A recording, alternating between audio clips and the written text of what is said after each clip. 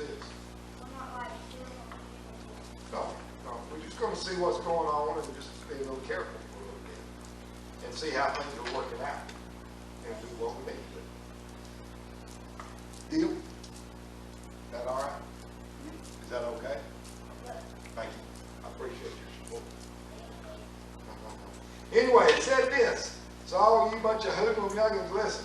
To all students returning to school, if you see any of the following: another student struggling to make friends, another student being picked on, a student who is new, shy, or not with the in crowd, a student who is eating lunch alone, be a leader, be a warrior.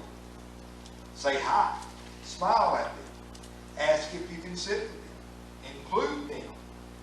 You never know what that person is facing inside or outside of school. Your kindness will make a difference in someone's life.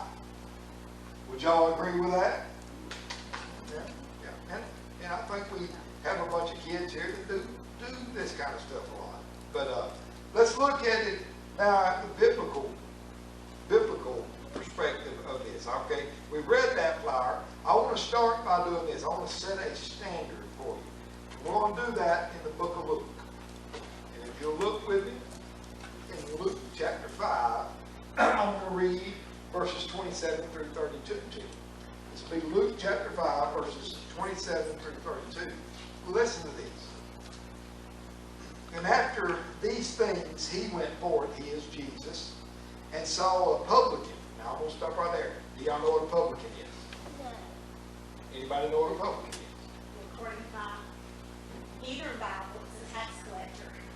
And that's exactly what. But it's more than a tax collector, because it says it is a Jew who becomes a tax collector for the Roman government, which is occupying Israel. So it's like this. Let's just say that Russia took over America, and then you took a job with the Russian government to take tax money from American people, and you're an American. So what that means is that your local people don't like you because you have sold out. You have went over. You have went to the other side and you sold your people out. That's what a publican is. So let's keep going. This publican was named Levi. We also know him as Matthew. He was sitting at the receipt of custom, which is the tax house, where he was collecting taxes. And he said, Jesus said unto Matthew, or to Levi, he said, follow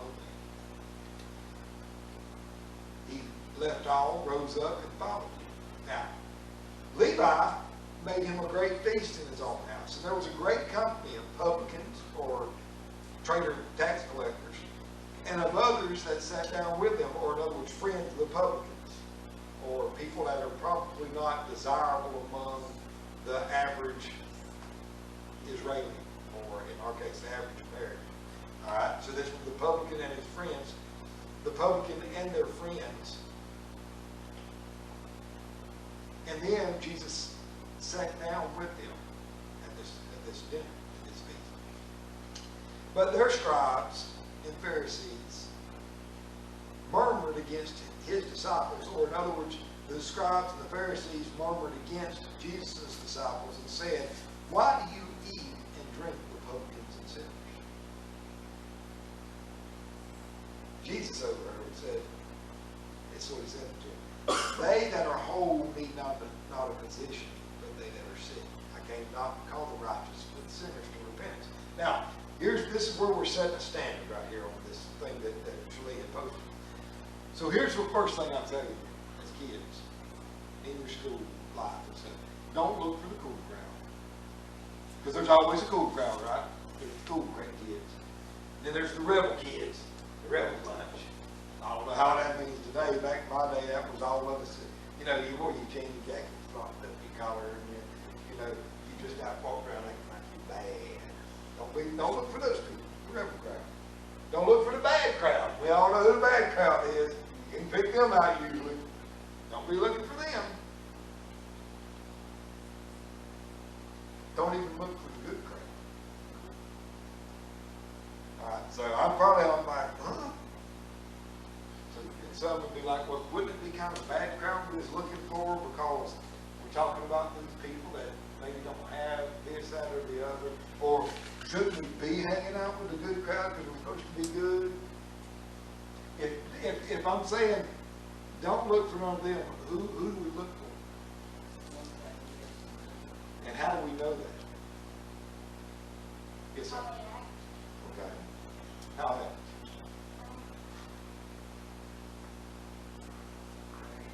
God will lead us to people that need us. God will lay it on our hearts to go and talk to somebody, to go and do something for somebody. He'll lead us to that. So what we are to look for is the right crowd. Now, am I telling you don't hang out with a good crowd? No, I'm not. It's great if you're a good kid. It's great to be around kids that are good. Well, good gets you to heaven.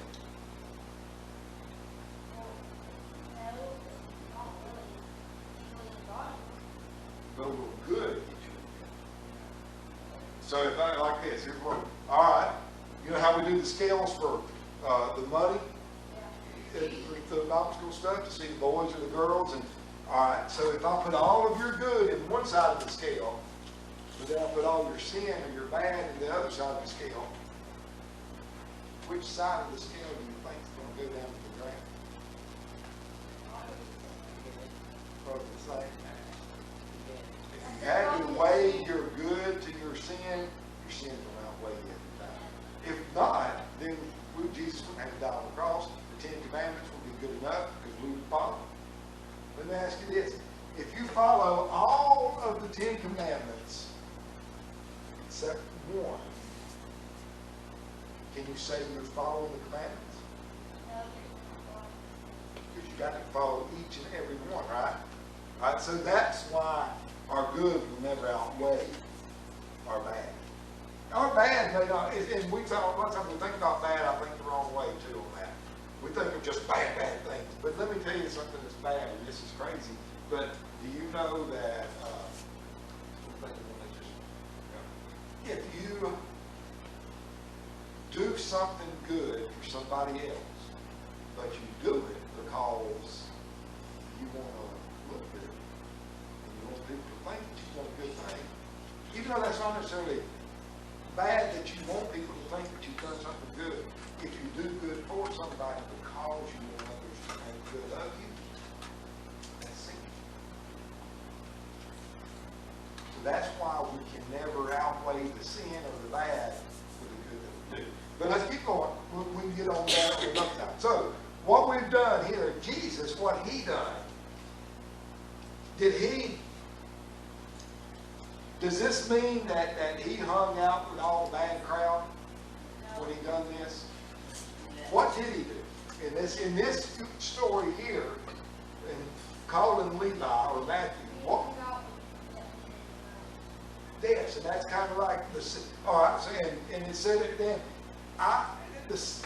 What did it say? How does it put? They that are whole need not a physician. Or in other words, if you're not sick, you don't need to go to the doctor, right?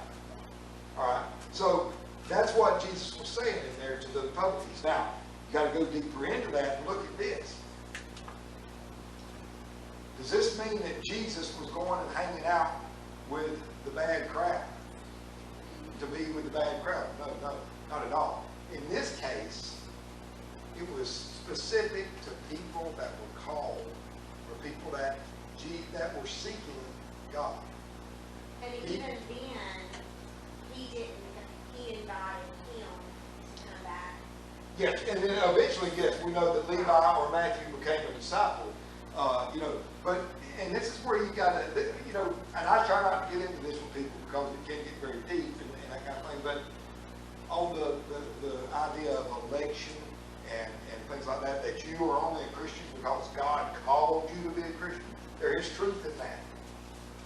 Does that mean that only some people can be Christians? No, it don't mean that. Everybody gets to make a choice of whether they'll accept God or not. But you do have to be called by God. You're not going just like Levi there. Jesus probably passed quite a few publicans that same day walking in the city. And he didn't call everyone, but he called me.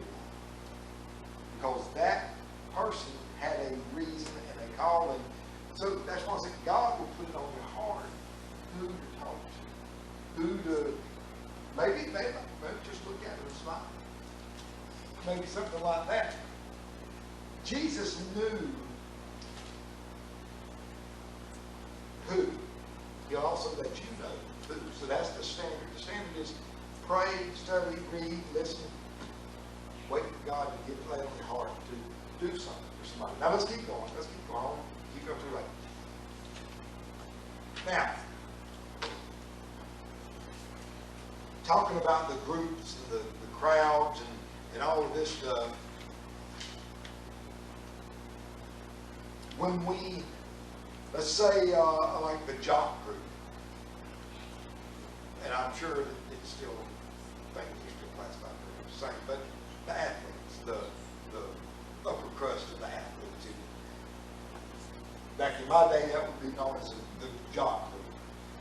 All right, and I'm sure that you still have that today. So, oh yeah, I mean, you've got like a football group is one thing, right? Still, I'm sure, or I feel like there is.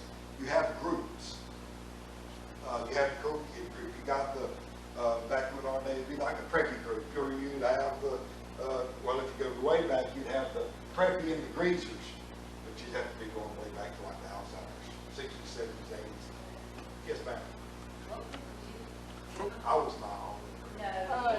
He was in the greasers. Actually, I was pretty much, I floated between groups, and that's the truth. Yeah, so I was, and I'm not saying bragging or nothing like that, because it ain't bragging. I literally made my way with each and every group at times. I would just hang out. Mom, your mama. He was the greaser, wasn't he? But anyway, so I was sometimes. That's what attracted her. Yeah, sometimes. But my point is this. How do people usually fit into a group? Comment, but what really gets people? They acclimate. They acclimate, but is it an appearance? Think about this now. A lot of times your groups come from an appearance that you do, or maybe you're influenced by a group that you want to be part of. So your appearance fits to that group. Now, before we read this, or should I go ahead and I'll go ahead and do. What is just raise your hand. Somebody give me what is their mind's description of what it is, or the appearance of a king. When you hear the word king, what do you conjure in your mind? Yes. Someone that is everything. No, I'm talking about their appearance. Oh, somebody that looks flashy and everything, like they go and Okay.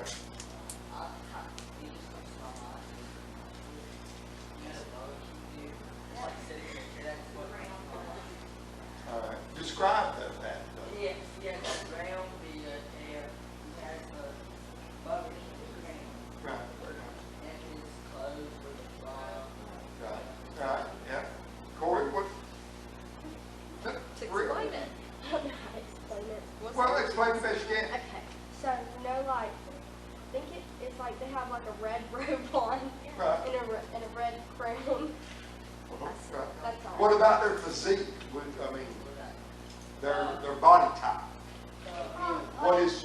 What is? Like really quickly, I visualize them a little bit, like a little extra dad bod, a little extra layer of fat. Okay. that he's so in. A king? This is unbelievable. I've never heard this. very big, I wouldn't. very dad body. Like, No. Like they have A king they have is a layer of body fat. 6'4", I 215. think of Triton from Ariel. Yeah, well, let me go ahead and put it to you like this. Let me tell you how the Bible describes most of the kings in the early times as massive men, manly men, strong, big. Most of Og of Bashan was 13 foot tall. He was a giant. But I think he had a gun. Well, and maybe Because different. they keep well. Later in life, as a young man, they are always, Actually, not even just as young men in the Bible, the kings, and I guess this is just comes from, my picture of kings usually comes from the Bible, and not from Burger King, I guess, but they were warriors. yeah. They were the greatest warriors, and that's why they were a lot of times the king. But anyway, they were usually very large, strong, pretty men, for lack of a better word. But anyways, let's read this real quick before we go to that Burger King. In 1 Samuel chapter 16, let's read verses, I'm going to read verses 6 through 12. And it came to pass when they were come that he is Samuel. He took on Eliab and said, surely the Lord's anointed is before him. Now, to give you a little background, Samuel has been sent to Bethlehem to look for a new king because Saul has been rejected by God because Saul wouldn't wait for God. All right, so here we are. Samuel's out. He's in Bethlehem. He's looking for somebody to be king. But the Lord said unto Samuel, look not on his countenance or on the height of his stature, because I have refused him.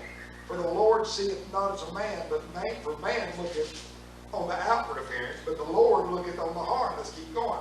Then Jesse called Abinadab and made him pass before Samuel, and he said, neither hath the Lord chosen this. Then Jesse made Shammah to pass by, and he said, neither hath the Lord chosen this. And again, Jesse made 7 of his sons to pass before Samuel. All of these sons were strapping young men. 7 of them to pass before Samuel. And Samuel said unto Jesse, the Lord hath not chosen these. And Samuel said unto Jesse, are here all thy children? And he said, there remaineth yet the youngest. And he didn't bring him in because he said he's the youngest. So he was a whippersnapper. And behold, he keepeth the sheep. And Samuel said unto Jesse, send and fetch him, for we will not sit down till he come hither. And he sent and brought him in. Now listen to this. Now he was ruddy. What does ruddy mean? Well, ruddy would be more of a reddish complexion and probably a little more like what you were talking about. Maybe a little bit more dad bod type, except for he's younger. So he's kind of, maybe just a little kind of, just yeah, well, I ain't gonna say that, just he's young. He's He still a probably kid still right had now. baby fat. And he's ruddy. Look it up. He's not a chiseled physique, manly man that like you would think of, but that's what it said. And withal of a beautiful countenance, or in other words, his face was pretty. It wasn't chiseled and handsome, it was pretty. It was just pretty. And he was good to look at. Mine says that a Christian standard says he had beautiful eyes and a healthy, handsome appearance. Handsome is not the word used there. That's I the know. thing. That's the key. Now the pretty eyes and stuff like that, that's My what Bible says ruddy. it does say. But anyways, what it's saying, but the Lord said, arise, anoint him, for this is he. All right, this was the point I was trying to make, but didn't really get to make because most of y'all thought Burger King had the best king. Henry VIII's old portraits gives that away. He looks old and fat in those. But actually, as a young man, he was very strapping. Most kings were biblically, the kings were the bad kings. Yeah. They were the chiseled feature. They were that guy that just, when he walked in the room, he demanded it. Beauty and the Beast. Yeah. I mean, honestly, he was a lot like I was as a young man. You don't know. Except you weren't buff, you were like a little stick. Thank you, dear. What do you mean? Let me, hold on a minute. Boys, hey, you couple of boys that I got in here tonight, y'all listen to that, look for that in a wife when you marry. Lies? No, it's not lies. We're at church, no lying. That's not lying. That's called love. We'll get into that one another night. Listen, we'll get into that. We'll get on that another night. Now I want to emphasize, before I lose y'all, I want to emphasize verse 7 from there. But the Lord said unto Samuel, look not on his countenance, or on the height of his stature, because I have refused him. For the Lord seeketh not as a man seeketh. The Lord don't look at folks the way we look at folks. For man we look on that outside. And we do. Just like when we get in our groups, we're drawn to certain, you girls are drawn to a certain kind of boy. You boys are drawn to a certain kind of girl. That's part of our nature, is the way we are. And it's because of their looks is one of the things that does that. Whether you want to admit it or not, that is part of what does that. It's the physical attributes of it. That's not what the Lord looks at. The Lord looks at the heart. Now, I brought this up from this reason. The way we look at those people at school that we encounter, or at work, or whatever it is, or wherever it is, the way we do that, we don't need to be concerned so much with what they look like on the outside. It may not be. We don't have to necessarily think about, that's the stinky person. Everybody knows the stinky person. Or that's the ugly person.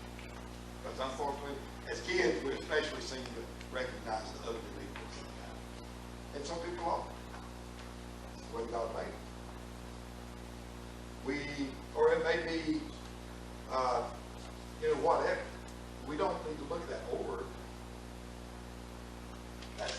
That's the good looking guy, or that's the good looking girl, or that's the rich looking girl, or that's the poor looking kid, or those things don't matter. What matters is what's in their heart. Get to know them. How do you get to know people? You go up and strike up a conversation. Just like that was talking about those that we read off there at the beginning. Go up and just talk to them. They may need that.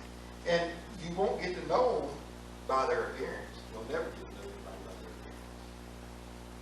But you can get to know somebody when you talk to them. When you go spend a little time with them, when you go do with them, that kind of stuff. That's what that was about. Now, how, let's do the last part. How do we treat people that we are led to? Because God is going to lead us at times. And I'm sure every one of us has had times when we felt just drawn to talk to somebody. Somebody that we don't know, but just we should talk to them. We should do something like that. But how do we treat people? How do we treat the stinky person? How do we treat the ugly person? How do we treat the weirdo? How do we treat the, those, you know what I'm talking about? All these that most of the time people are telling you, avoid them. The mean kid, the whatever it may be, the outcast kid. How do we treat them? Well, there's a template on how we treat these people that God leads us to. Let's look back at the book of Luke. Just a few pages open. I want to read something to you from Luke chapter 10. I'm going to read verses 25 through 37. Luke chapter 10, verses 25 through 37. It says this. And behold, a certain lawyer stood up and tempted him, Jesus, saying, Master, what shall I do to inherit eternal life? He said unto him, What is written in the law? How readest thou? And he answered him, and the lawyer said, Thou shalt love the Lord thy God with all thy heart, and with all thy soul, and with all thy strength, and with all thy mind, and thy neighbor as thyself. And he said unto him, Thou hast answered right. This do, and thou shalt live. In other words, Jesus said, that's the right answer. Now do it. But the lawyer, willing to justify himself, said unto Jesus, Well, who is my neighbor? Same case as what we're talking about here. Well, who is the stinky kid? Who is the ugly kid? Who's the mean kid? Who's the outcast kid? Who's the weirdo kid? Who's the whatever kid? And Jesus answered him and said, and he tells him this. A certain man went down from Jerusalem to Jericho, meaning that he was a Jew, and he fell among the thieves, who stripped him of his raiment, and wounded him, and departed, leaving him half dead. And by chance there came down a certain priest that way, and when he saw him, he passed by on the other side. So the holy man, the priest, saw the guy in the ditch, and he just goes over the other side of the road and keeps on going. Oh, it might be. Keep listening. And likewise a Levite. What's a Levite?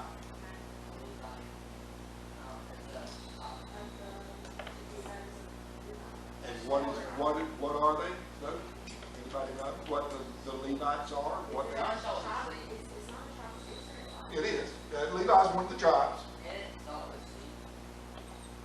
a The Levites were the chosen tribe to work with the priests on behalf of the nation of Israel.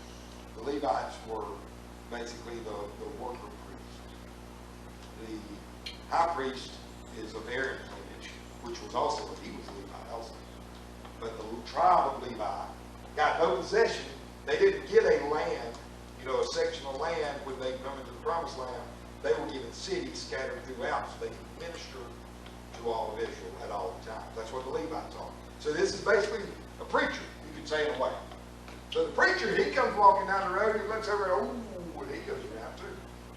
All right. So now you've got fellow Jews, fellow Israelis, both of which are men of God, and they see their countrymen, their fellow countrymen, laying there half dead, obviously been beat up and robbed, and thrown in the ditch, and they go around. They get away. Things get on by.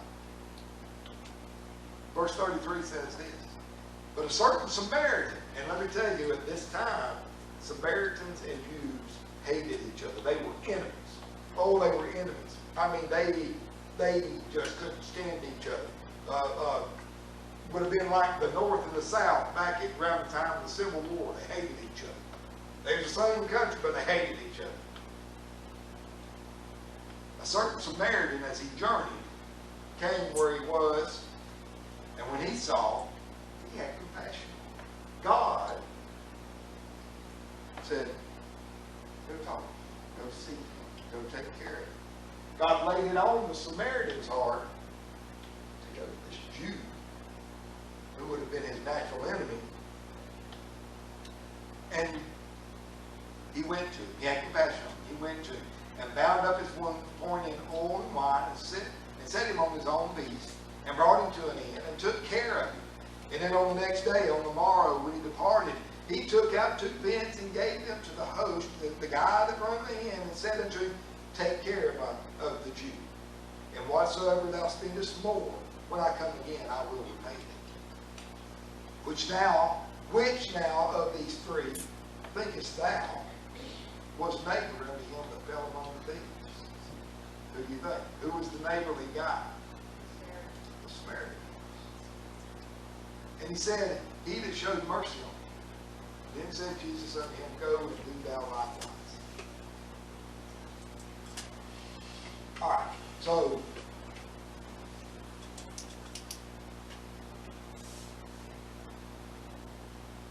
if the Lord lays it on your heart, if there's some kid at school, just like this was growing up, that don't have, you always see them sitting by themselves. You always see, whatever you see people, some guys or whatever, they're always pick on something like that. Does that ever, I know every one of y'all have seen that, because y'all have, you see those kind of things happen. Have you ever felt, when you saw that, have you ever felt a need to go and help that person, or go talk to that person, or just, something? Have you ever felt that in you to just do something? Does it ever happen to you? To anybody in here? At all? Anybody? Did I lose y'all already? Nobody here anymore? Have you ever felt that? I still ain't heard a single word. Yeah. Anyway, that feeling is God talking to you. That feeling is that's how the Lord reaches out and says, I want you to do this for me. Now, when you go do that, do you walk up to them and you say, you need to be safe? Is that what you do? What do you talk to them about?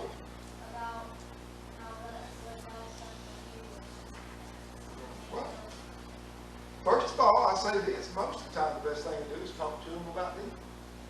Give them a chance to talk to them. Now, they don't always want to do that. And if they don't, then you maybe tell them about it. Or you talk about something else, whatever. But you get them, let them be the main focus.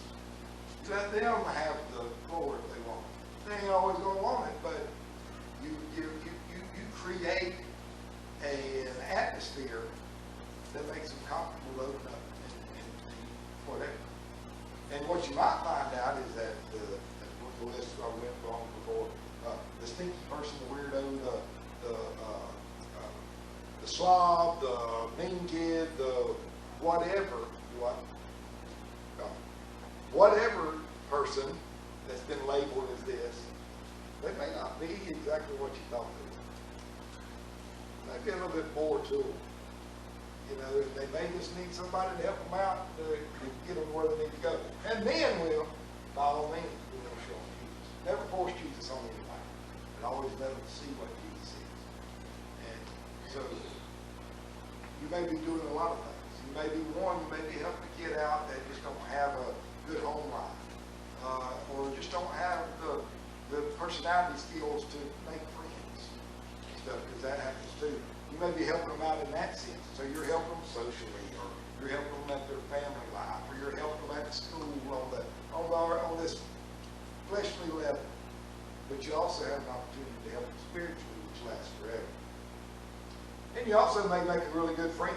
You never know who might be your friend. You might, and you never know when you're going to meet them. I met one of my best friends by him being a goofball, and intentionally, and we was young, first grade, second grade, I don't know, and he intentionally kept messing up on his paper and wadding up his paper, getting up and acting like he was all frustrated, walking across the class and coming over by my desk, where me and another couple of guys was, and when he'd go to throw it away, he'd say something silly to us. He was a weirdo. No, but he was, but he did it. No, that's a whole other story. But it's actually fits kind of.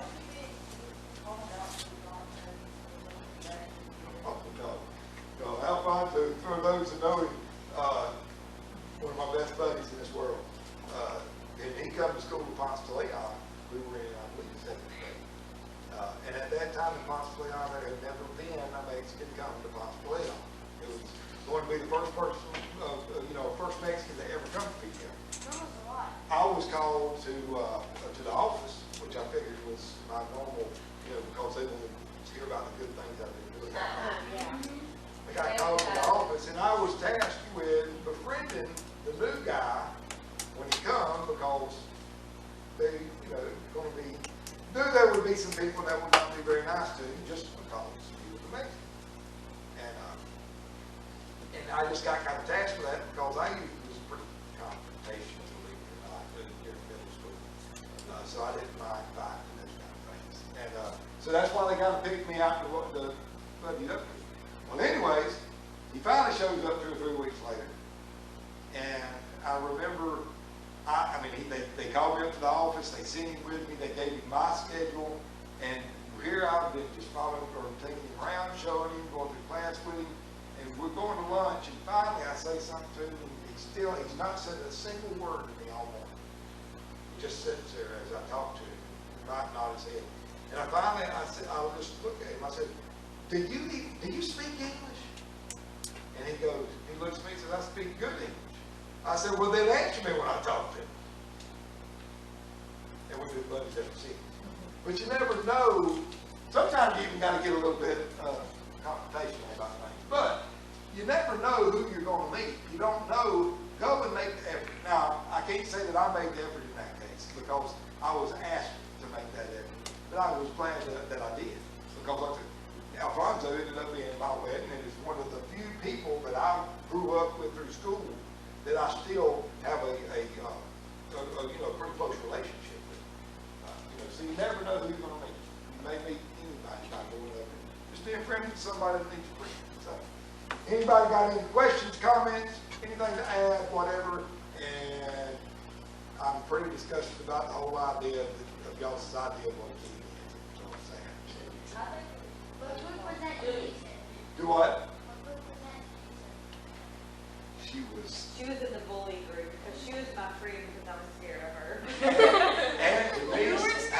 Aunt Denise was in the group all to herself. She was the most. She was in the front group. No, she was the queen. She was the queen of fireworks. Oh, I know. And then when she was walking the hallway, she got excited. That is. Let's move on. What was you going to say, Faith? Oh, I said whatever I think of it, I think the Lord barn barn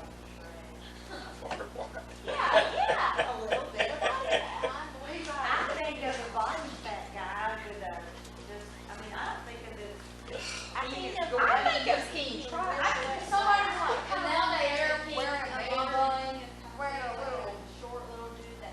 yeah. Wearing like, Little. I think somebody with a man bun. Has You're a crown thinking of on, like has that little red like shirt, a has a tank top Hulk. on. Goes outside, yeah, goes outside, goes in the sprinklers, When he water could be a big fountains, guy and have a goes in dad the water bod. fountains, I mean, and look at shows that. just a little bit of fat. Okay, let me just read y'all something real quick. This comes from Deuteronomy chapter 3, verse 11. For only Og, king of Bashan, remained of the remnant of giants. Behold, his bedstead was a bedstead of iron. Is it not in Rabbith of the children of Ammon? 9 cubits was the length thereof. You can do your math. That the standard cubit was 18 inches. The royal cubit was 20 inches, so you can go somewhere between 18 and 20 inches was the length of his bed, and 4 cubits was the breadth of it, after the cubit of a man. They were giants. They were manly men. Read of Goliath, his spear. I mean, this is men that are just men. Had a spear that was the size of a beam. If you see him, ever seen Mortal Kombat? But these are kings that are described in the Bible. That's where I was kind of coming off of. It was not after the Lord Farquhar. Why only your family It's hard to have a family reunion. Our family likes each other, Will, that's why. All right, anybody got any more comments or thoughts or questions or whatever? Yes, sir. Where's my mom? Actually, and now this is not me ugly, but I did not know your mom, and probably until almost the time that her and your dad started dating. I knew your Uncle Rod. Actually, your Uncle Rod was the only. There was a time I thought Uncle Rod was the only child. Y'all graduated around the same time? Yeah, we grew up playing baseball against each Yeah, other. see, Uncle Shane was probably about, Got 48. She was in the witch group. She was in the witch group. Shalika, don't lie. We're in church. What about you and Maggie? Mama said she was friends with I was everybody. friends with a lot of them. Amanda was in the. Well, I can say this, back in our day, Every group. I can say that back in our day, groups wasn't quite as bad as possibly, I can speak for the I don't place. remember when I was in school, but. But now there are groups, and there always have been groups, and I remember, like, for mine, there were people that were, That's from your point of view, you was asked. oh, no, that's what I, Your group made us say this. hold on, that's what I was saying. That's the What I thing was is- saying is that there were people, hold on, hey, quit. There were people, and are people, that are very particular groups. A lot of people are that way. Most people are going to be part of a group. Now, some people are not, and I wasn't. I was a part of, I would go hang out with people from every group. I was a floater. I was just like that. I was the way I was made up. I mean, I had. But there always will be groups. I can sit here and name off groups from my age of people that's who they were going to be with. They were going to be in their group. But that's just like when I was in the Navy. There was about 3 or 4 different group of friends that I hung out with. But even still, I had 3 guys, basically, 2 guys really, that were my group. There was 3. And you're always going to have a group, whether you hang out with this one big group or not, but those kind of things happen. Sometimes it might be you're just a couple of people. Right? Well, and there is. That's the case. That's the point. Is there are people that's not part of the group that don't feel like they would be included in the other group, and may not be included with most groups. And that's the people that you kind of you reach out to. And that's what the point was, is that there are people that do not fit in to any group. And not necessarily because they feel confident to be around anybody, but rather just the opposite. They don't feel confident to be around anybody. And that's the ones that we got to look at. And that's some of the points that we had here. Because there's a lot of folks that's got a lot of things that goes on that we don't know about. Let's go straight. Sometimes it's not the outcast either. No, that's right. Sometimes it's the person that looks like they have it all, and maybe they're in the in group, but there's some, you know, so sometimes you make assumptions about the mean girl or whoever, when really, there's a story no one really knows. I mean, I think that. One thing every, Don't look at the outward, Yeah. look at the inward. one thing everybody in the room right now needs to realize too, y'all have a perfect life Absolutely. compared to most. So our view of life and things are, for most of y'all, for all of y'all that's in here, is very good. Honest to goodness, because I was so fortunate. I was grown before I realized how bad some kids. Absolutely. Right. Because I just didn't know. I mean, I knew little things. I mean, I knew my best friend had a dad that was an alcoholic that would beat him. And I mean, the last straw was he lined them up against the wall one night and sat there shooting over their head. But I still, even though I knew that, I couldn't, it wasn't real to me because I was so blessed. And Josh is making that very point, is all the kids, every kid in here, all of y'all are very blessed. None of y'all have had to grow up anything like that at all. While you're in kids. You are, you got it pretty good at school. You know, You got it. that's the point I was And saying. a lot of that comes from the confidence that you get from the home life that you have. And you remember that, you know, you are blessed, thank the Lord for it. And help out anybody that you can. Always help out anybody you can. Anybody got anything else? Anybody? All right. Well, then let's get right on over here to some prayer requests. Let's see here. Yes, sir, Mr. Will.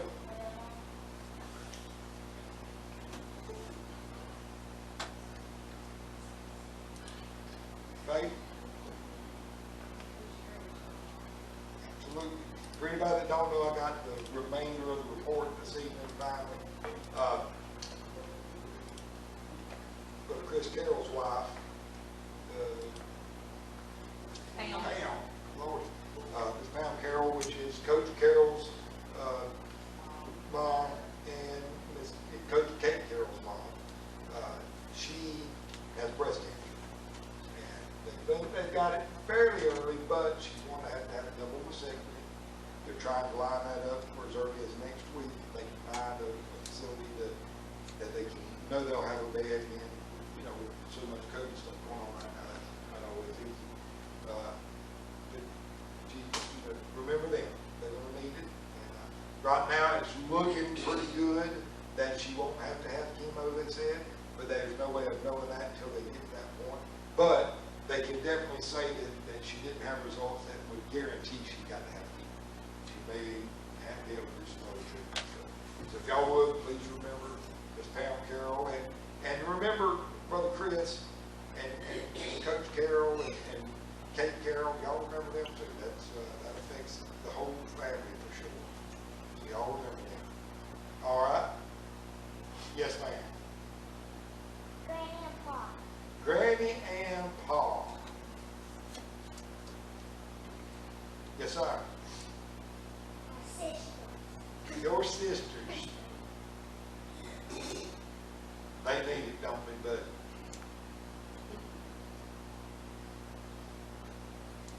My dad has a key. That hurt. Devin can't hardly move at all. Huh? He can't hardly move. Yes, ma'am. My dad and Pa, they're coming home next. Say it again. My dad and Pa, they're coming home next week, and someone told me that one of my teacher's sons had been in the hospital with COVID.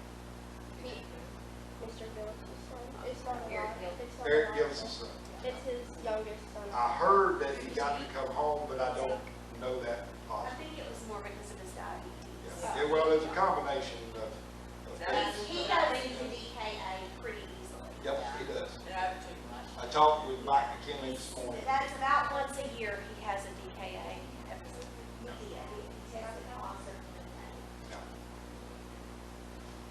but y'all do remember, and what's his name? Zeke, yes. Yes, sir.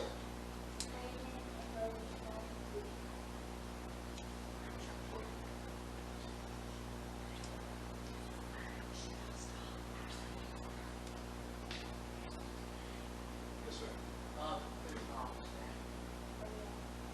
Yeah, they're in a real situation right now. He said in his 3 days, I think he was taking, I forget where he was taking up to. He was having to drive him up to a hospital, but it's really bad. I mean, sure. And meanwhile, the siblings are trying to take care of mom, but there's really no long-term plan for her, and dad is extremely against her going in Yes. to a home, but there's no one here for her. And so it's just a real difficult situation. It's been a pretty difficult situation. I There's miles of honestly, being alone. Mr. Miles, I mean, I would venture to say that he potentially just have days doing stuff. It's definitely at an all-time low. And that'd be pretty tough, for that, especially for, Chris Thomas' mom. I mean, because he's. The one blessing there is her dementia is so advanced. And that's true, yeah. All right, anybody else? Lewis has got to go up and down the scale, but he's not been doing good for a few weeks. He's lost quite a bit of weight. He's not digesting his food, he can't eat. Right. They gave a urine test and some kidney stuff come back. They're waiting for an ultrasound. They don't know yet. So hoping he's not going to do real good. Keep this close. We'll remember him. He goes Friday. Okay. It goes, I also, talked with Richard Yates the end of the day. I think I got a message from him today. Anyway, his dad on Monday had to have emergency surgery for a blockage. He's doing good. Jim, Jim. Melissa's daddy, is back in the hospital. Well, had to go back to the hospital today. I have not heard anything beyond that. This evening, is holding her own at home. David Haynes is on the ventilator now, and not doing very well. Let's see. Remember Rachel? Also remember Rachel Panic. She is now in the hospital. She actually is, she is on her way is taking herself out of the hospital at Fort Walton and taking herself to. Well, Mama talked to Judy It's a while called- ago. What Judy ended up saying. And Judy can't be with her to help her because of some health problems that Right. Judy has. But Judy was saying that her oxygen is in the low 80s. Yes. Yeah, it's So like 80 and if below. she checks herself out, they're not going to give her an oxygen tank to take with her. Right. if That's what she someone was else- gonna try to do. And, but see, if she checks herself out, they're not gonna do that. I mean, they could send her home with one if they let her release her. So Judy told Mama a while ago that she didn't know what was gonna happen now. If she checked herself out, she would just be to the mercy of the world. Now, she could go to another hospital, but from that hospital to that hospital, by the time they ER waits. Especially Well, she and has- if her oxygen is that low, She said she she can't may breathe. not make it. She said she can't breathe without it. Right, Yeah. Yeah, she Like, can't breathe without the breathe oxygen. without it. If she's No, she without can't. it, she's in the low 80s, and she said like this. So I don't see her checking herself out, but Yeah, she was hoping she could check herself out to But she's get probably her not own thinking oxygen. very Well, she's not going to be, because Fort Walton's actually a really It good is. hospital. And she feels like they're not helping her. But now this is her third trip to the emergency room. Yeah, and I get that. And then, to be perfectly honest, Fort Walton, absolutely. These people are slim. Yeah. they They're are. slim. They Yet are. she went to the ER yesterday at Fort Walton and y'all, they didn't even listen to her lungs. They just threw her some medicine and said go. I mean, I think that it is, And now she's back and she's full of fluid. But I don't think she needs to check herself out. I mean. Well, I don't think she does she's on either. oxygen there. Somebody would have to. If she's got a bed, she Yeah, does. well, somebody was gonna take her. Don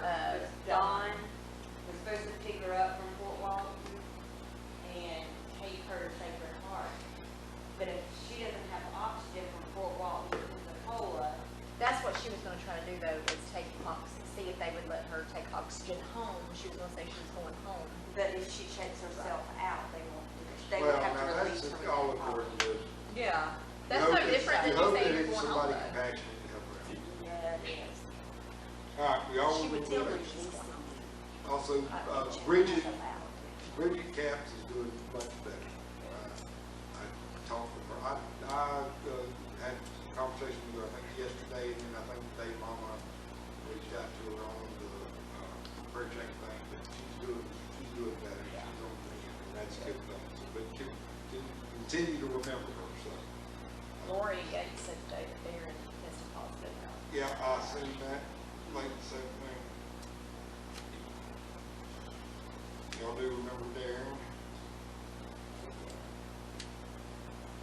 Anybody else? Oh, remember Kim, works with me, Kim. She had learned the other day that she is staying in AFib. Okay. What's her last name? Schmidt, Schmidt? SCHMIT. Wait, no, yeah. Yeah. Close enough. Yep. That's it. Close enough. But she's waiting now, like even her being at work today, she's just taking out a breath. She can't do much, it's like she's running. They'll have to shock it into rhythm or put a pacemaker in. Right, so she's waiting to go see a specialist, but she's worried, it bothers her. Well, and that's why she's probably staying in AFib too, because it It's plays worrisome. on. Yeah. For sure, so we'll remember her. Anybody else?